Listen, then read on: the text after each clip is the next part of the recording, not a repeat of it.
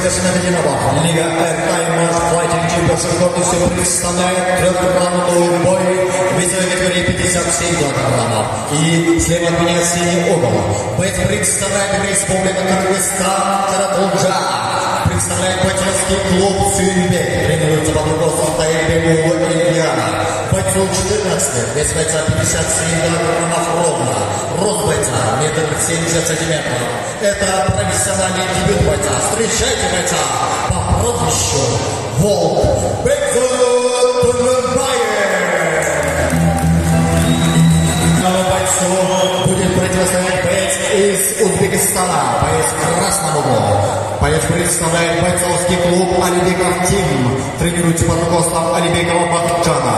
Бойцу 16 лет, вес бойца 57 килограммов ровно. Рост бойца 1,62 сантиметра. Это профессиональный дебют бойца. Встречайте бойца из Узбекистана красного угла. Сарварбаев. Бойц на середину.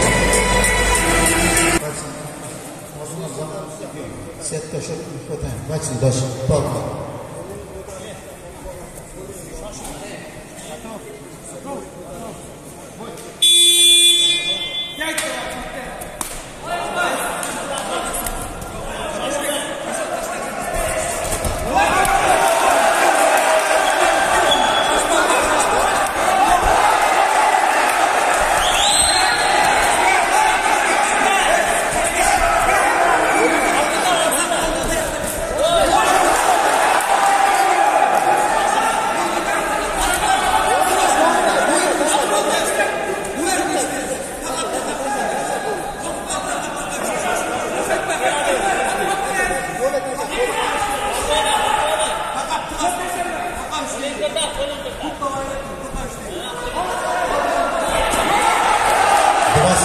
Синего, 2 секунда, камеру убираем. Предупреждение, синего, красного, 2 секунда, предупреждение. Минус 2, красного.